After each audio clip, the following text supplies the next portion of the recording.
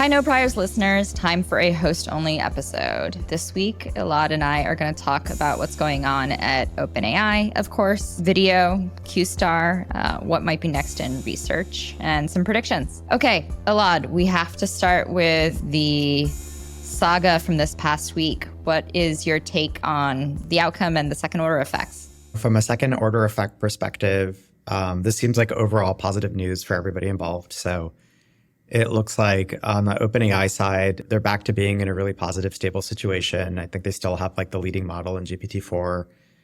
They've reworked the board, which seems like a positive thing. So, imagine if this had happened 2 years from now, 3 years from now, et cetera. So it seems like it would net increase the stability of the company and governance and a few things like that, or the nonprofit and the company and governance. So as an external viewer, it seemed like a painful thing to go through. But the flip side of it is, it seems like they're moving forward and moving ahead in a positive way.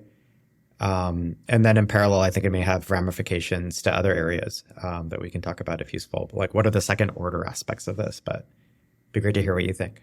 Yeah, I think the first obvious lesson is that governance matters, right? And this isn't an area where I think most companies are that experimental, but I think a lot of entrepreneurs are likely to think twice about placing their destiny in the hands of groups with explicitly mixed incentives now.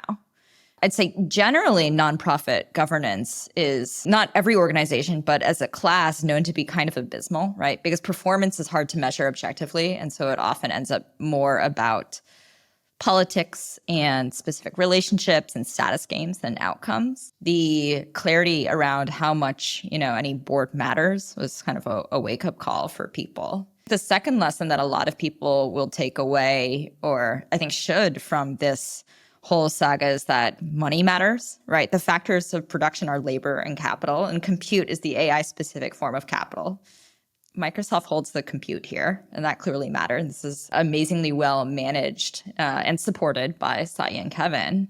And then the class of really special labor here, the team rebelled, and the board obviously underestimated the level of support that Sam and Greg had from them. And then I think one thing that is often unsaid, because it's a little bit less idealistic, is that a lot of OpenAI people were very upset this last week about not just the destruction of the mission, which I think was absolutely genuine, but also destruction of the value they'd built and been promised a piece of with the $86 billion tender offer. It's just a reminder that labor and capital are leverage, they're stakeholders, and there's no free lunch or control without skin in the game. And I think there likely shouldn't be from the view of many of the people involved in this. Yeah, I think you're raising an important meta point, which is basically what are the incentives that different organizations have in place? And ignoring OpenAI, I think there's a lot of boards which added board members for reasons that were politically motivated or motivated by different regulations getting passed that force certain board changes, et cetera. And you also see that in executive teams. And I think it's really important for people to go back and rethink, okay, who should be on my board and why? What are they representing relative to the board? What expertise do they provide? Or what insights are they bringing? Or what strategic views are they bringing? Same with your executive team. And also, what are their incentives? And, there's this this view that's kind of been moving around Silicon Valley in terms of the professional managerial class, right? People who have alliance not to the organizations they work at, but external incentives. And those external incentives could be speaking at TED or going to Davos, or getting kudos or an award from a specific organization versus doing what's actually their duty as a representative of the various shareholders of a company in the context of a corporation. And so there are these fiduciary duties that may be being breached by other incentives for different actors who've been added over the last 5-10 years to boards, to executive teams, et cetera. And I think it's really worth rethinking, who do I want on board and why? And it also comes back to some of the companies that have been resetting things relative to politics. I think Shopify did a great job, for example, of saying we're a performance-based culture. We're focused on, a very specific mission. We don't want that mission to creep. We're not a family. If your uncle shows up drunk and does something bad, you forgive him. If a board member shows up and does that, then, you don't want them on your board, right? They're being irresponsible. There's also that broader context of how do you want to think about alignment, incentives, culture, motivations, And, is this a good moment in time to sort of pause and rethink some of those things relative to your own company? Yeah. One friend at OpenAI who I guess publicly declared that this reignited their belief in clear incentives and some and good intent in capitalist structures. That has actually seemed somewhat radical in many Silicon Valley companies over the last few years. But I think that is going to get rethought when you see what happens when there are unclear or misaligned incentives. Yeah, there's two actually related quotes to that. There's one, which is something which I'm going to get wrong, which is something along the lines of like, capitalism is the best way to take care of people that you don't know. It's the means of actually growing the pie in many cases and providing for others through the sort of incentive of markets. But the other one is a Charlie Mungerism. And unfortunately, Charlie Munger passed away earlier today.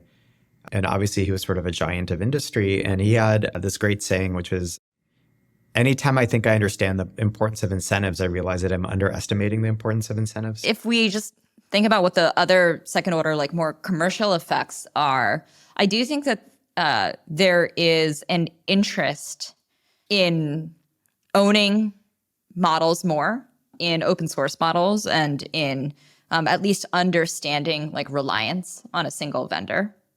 What do you think here?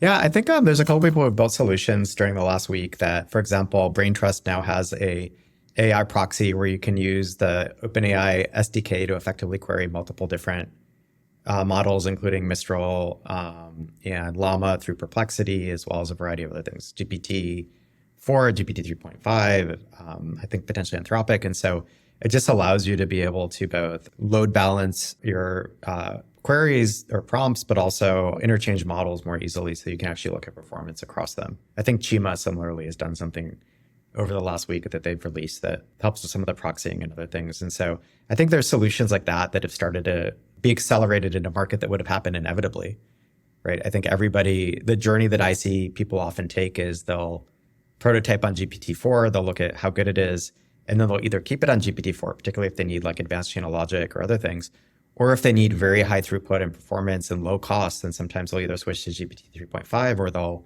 see if they can fine tune something, right? And that's only people with enormous scale. Like I don't see very many fine tunes happening in general unless somebody has enormous scale and or proprietary data that they just don't want to get out, right? So they'll fine tune Mistral or Llama or something. So already I think people were thinking about that, and then that means you need to build an orchestration layer. You may need the proxy. You may need a variety of things. So the dimensions that people were evaluating an LLM provider on, or whether or not they wanted to control or host or fine tune themselves, just became more clear, right? Where like reliability became more important, but the reliability, latency, cost control, capability questions were sort of naturally there. And to be clear, like OpenAI leads on capability in many areas, in unique capability in some, right? Like code generation, GPT-4V, right? You can do amazing things with that, and people should go build on those tools. I think the ecosystem will mature, and OpenAI is a great partner, but I think the questions are just much more obvious for anybody relying on these models now. Yeah, and I think honestly, a lot of the bigger enterprises I knew always wanted to make sure that if they really needed to, that they could second source something. So I don't think this is a new thing. In other words, one could argue that no matter what OpenAI does, there'll always be at least one or two other suppliers or vendors or partners for advanced LLM simply because the market always wants an alternative, even just for negotiation leverage. And so if you look at other markets, for example, in the router world, one of the main reasons Juniper exists is because everybody wants to make sure that they can push on Cisco for pricing. And so they always want to have a second source. And that's why Juniper is always 10 to 20% the size of Cisco, right? It's just second sourcing, or AMD versus Intel for a very long period of time. So I think often markets will end up with other players just because big enterprises always want to have that option if they need it, even if it isn't as good. And if anything, I think OpenAI kind of emerges more stable through this in ways that people didn't expect, simply because there's going to be more stability at the board level in a way that people didn't understand perhaps that there could have been instability, right? This is a strengthening event and a focusing event for the company, at least from what I can tell externally. Do you want to talk about Pika and video? Yeah. Yeah, there are a couple of really amazing launches happening in the video space. what's the cause for this? Like we suddenly have text to video generation and avatar cloning in different ways. What do you think is going to happen in this space? Interesting shift has been happening because basically if you go back a year and a half, Midjourney launched, Stable Diffusion came out, DALL-E 2 came out, and there's a whole wave of people saying that they were going to go build on diffusion models. And image gen was like the thing that everybody was going to go do for like 2 months. And then ChatGPT came out, and then everybody was like, oh my God, I need to go work on LLMs and language and natural language and NLP and all this stuff. And so the entrepreneurial ecosystem went through this sort of zigzag where everybody was going to do image gen, and a bunch of companies started going down that direction. And then the LLM stuff really kind of was substantiated through ChatGPT, and then most people went that way. And a handful of founders stuck around on the diffusion model side. And diffusion models, are really popping up. And obviously there's like image transformer and a bunch of other stuff, but they're mainly being used for image gen, for video, and for audio, actually. And so there's a wave of people who've continued to work and crank on this. And they're starting to come out with really interesting products. For example, Pika is a great example where it was two Stanford PhD students who'd been working on diffusion models for some time. And they made this, really amazing creative text-to-video engine. There are other companies like a HeyGen or Synesthesia or others that are doing, let me use these diffusion models to clone an avatar, to generate an avatar of a person so that they can either go into the metaverse a la Zuck, or alternatively, they can use it for marketing purposes. They can use it for internal training. They can use it for all sorts of applications.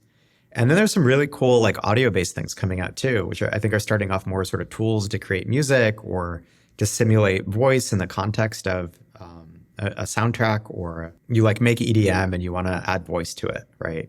And you can just now kind of do some really interesting things there. So it seems like there's this really interesting renaissance that's happening in part due to diffusion model work, and in part due to a handful of founders not getting distracted by LLMs, which are super exciting, obviously, but wanting to do things in video. It's a really exciting trend, and I'm guessing the success of some of these companies and their traction and growth is going to pull more people over to work in this area again. I think it was just an area of less emphasis for the last year relative to language. One of my favorite dynamics that happens in sort of technology ecosystems is that once people show that something is possible, like a lot of talent floods in, right? And you kind of get, you get a lot of competition, but you also get innovation coming in waves. That could be with Mistral developing open source models that are actually interesting from a reasoning perspective at relatively small parameter size. Or it could be Demi and Chenling and the Pika team creating text to video generation models that are really interesting quite efficiently from a training perspective. And I know we're both investors here, but I've seen a huge wave of people interested, as you said, in media diffusion of different kinds now that they know it's possible. And it has real benefits, right? Because it's very cheap to do. Mm-hmm. And from a data set perspective, the data is reasonably straightforward to get. I mean, it's hard to get, but it's not as hard as, the entire internet and transcribing voice from videos and all the rest of it. The original Stable Diffusion model supposedly was trained on like 600K of GPU.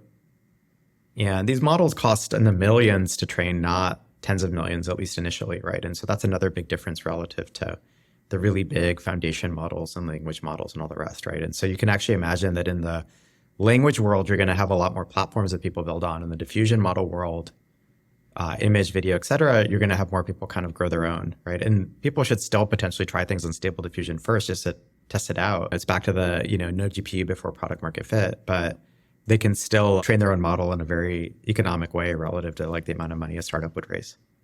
So I think it is a more accessible thing in some sense, unless you just go and build on somebody else's LLM, which people should do for most things initially as well. Yeah, one of the things I think is really interesting about this space as well is we've actually had leading researchers like say, we're still very, very early in video. Video generation is so hard. It's data intensive. The data's like, as you said, it's not the whole internet, but it's problematic in that a lot of the training has happened on short clips. People aren't sure how to caption. It's expensive to generate. You have like complex like sliding window approaches and others to try to deal with the like temporal coherence problem. There are many more unknowns about how to progress this type of product technically. Do you mean video specifically? For video specifically. Yeah, because the teams for all these things are actually quite small, right? The Pika team is reasonably small. The Midjourney team for a long time was tiny. And so I actually think this is a good example where you can do a lot with very small teams. And to your point, there's all sorts of technical challenges. But the reality is you can get to the cutting edge with like a handful of people in these fields, which isn't necessarily true as much for, other types of models or certain types of models at least. So I do think it's striking how few people you actually need to do something really interesting here. And to your point, there's other challenges coming. 3-4 years, maybe it becomes harder. I agree with you. You don't need more than a handful of people. Like there's empirical evidence now. Maybe a slightly different point, which is instead of like having to have a certain size of team to go deliver an LLM at scale, there are more degrees of freedom in how you would innovate technically in this area. And there's more disagreement on like how to progress. And I think that's actually just interesting for startups. Yeah. I think they should just use QStar. So That's probably. I think that's the main solution to most problems, I feel, in AI today. Okay. Well, do you want to give me some investment advice given QStar? Should I go home? Yeah, you should do mainly QStar-centric companies. And so, if they're doing QStar, you do it. If they're not doing QStar, you don't do it. So that's one big piece of advice. I think one of the things I would like to go back to and talk about is your point of view on like, hey, a bunch of people moved away from diffusion models to LLMs. Yeah. One of the reasons that people moved away from diffusion models to LLMs is because there's a lot more sort of text and code in enterprises that is obvious. Right? Working with images and video and audio felt more verticalized, like where the B2B use cases. And I think what we're seeing increasingly is the creative fields are actually pretty commercial, right? So one of the things I'm most inspired by, and I think there's a lot of money in, is if you look at Midjourney, one of the biggest knocks on them from investors or naysayers early on was, well, like how many people want to make images? That's not a hobby. That's not a social network. Like what % of the population are artists? And this was clearly wrong just in terms of the scale that Midjourney has already reached. There's probably two pieces here, right? Like one, these tools like Pika and HeyGen and audio generation and Midjourney, they make the pie bigger for creative fields, especially since if you look at Pika or HeyGen, they're really focused on all creators rather than just like the film industry professional. And like if you go look at the Midjourney use cases, and then I suspect the Pika and HeyGen use cases over times, they're very commercial, right? Like a lot of the things that you named or that people are experimenting with are really about communication, marketing, and advertising. Yeah, I think if you just look at it as market cap of incumbent, right? Adobe's a $280, $300 billion company. Like that's huge, right? And so I don't think the creative world is small, right? I think a lot of creator economy companies have failed in the past, which is a different thing, depending on how you think of the creator economy, right? In terms of, celebrity-based marketing or whatever. But if you actually look at enterprises, obviously they use enormous amounts of imagery and video and other things to reach with and interact and brand and, associate with their customers.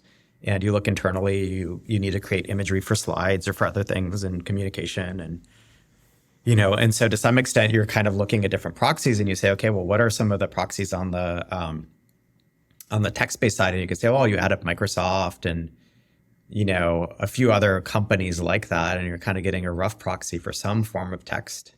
Not really, but, I'm just simplifying things dramatically. And then you add up Adobe and a few other companies, and that's your proxy for image gen, right? And so I think both are big. And then the question, I think, always with the diffusion model-based companies was, where are the biggest application areas? And the application areas also were a little bit driven by, well, where will incumbents play a role? Where will you get blocked by other companies in the ecosystem versus, it's a natural new greenfield thing. Most things aren't truly new capabilities. Most things are just like making certain things dramatically easier. There's the duality of that. There's the market expansion. More people can do this thing. And then there's the value contraction. Hey, you can do this at a 10th or 100th the cost. And so often in markets like this, you see both of those things happen at the same time. You're simultaneously growing the market and shrinking it. Yeah, I mean, you have the famous strategy, like your margin is my opportunity, right? I was going to say, well, these are actually higher margin things. I think really what you're doing, if you look at the sort of my understanding, I need to look up these numbers again, but I think it's something like software spend is like, I don't know, I'm making it up, $500 billion, $500 billion a year. And then services spend is like 3 to 5 trillion a year, right? And so really what you're doing is you're taking services revenue, which is very people intensive and low margin, and you're converting it into higher margin software revenue, but less of it. So maybe you take that 5 trillion and you turn it into 2 trillion, but it's 80% margin 2 trillion versus 30% margin, right? The margin dollars actually expand. And you see that in other industries. That's kind of what Anduril is doing in defense, right? They're taking a cost plus model, right? You buy a drone from Lockheed Martin for $1 million and you get paid by the government 5% cost plus, which means you get 5% as your margin. So you make 50K off of it. And Anduril will sell the same drone or, a better drone for $100,000 with 50% margin. I'm making up the margin, right? But that's 50K. And so you're making the same margin on a tenth of the price. And so I think one of the ways I think about Anduril as a company is they're taking very bad, low margin revenue from other defense companies and turning it into higher margin, healthier revenue, right? Yeah, I'm going to edit the quote and just say like your ASP is my opportunity, right? There's a democratization that happened in the latter half of the SaaS revolution, or really most of the SaaS revolution, which is instead of there's 100 very large enterprises that have some sort of CRM because it costs X dollars to deploy and implement Siebel, then you have, tens of thousands of companies who can buy Salesforce, and then companies that figure out how to efficiently distribute SMB SaaS on the internet, even though that is still hard. I think one of the things that is interesting here is, let's just take video generation as the example, the ASP of, hundreds to thousands of dollars an hour, make it single digit dollars to generate per minute and expand the audience to many more people, right? So that's the democratization that is happening. Somebody told me a joke the other day, somebody really negative on AI investing. There's only 5 businesses in AI that have breakout traction right now: foundation models, waifus, Mid-Journey, Copilot, and inference platforms. I think there's both truth in it and also it's not that funny of a joke, because it's true. There is a set of things that people are figuring out that are really early, many of which feel pretty different than yes, it's useful to look at the incumbent vendors like Adobe, but you're not fighting really the video editing software spend. You're eating into the production spend. The early internet version of this, by the way, is there's only 5 things you do on the internet. You go to Yahoo to look for links. You buy Pez dispensers on auction on eBay. You buy some books on Amazon. And then there's probably some 2 bullshitty companies that you would have quoted as high growth things, right? So if you were looking at the internet circa 96, 97, whatever, you probably would have had a pretty short list of real use cases and then a bunch of stuff you just thought was kind of dumb, right? And you'd be like, look, you're not changing anything. You're still using Microsoft Office and you're still using whatever shrink wrap software. You're still watching TV, right? And so I feel like we're kind of in that era of AI. The stuff that's going to happen right now is the really easy, low-hanging fruit. And then a bunch of dumb things are going to get built that aren't going to work. And dumb is not meant in a pejorative way. It just means it's very hard to tell what's actually a good idea in a new market like this. And that was true of the internet, and that was true of mobile, and that was true of cloud. There's a lot of these waves where there's a bunch of stuff that gets built, right?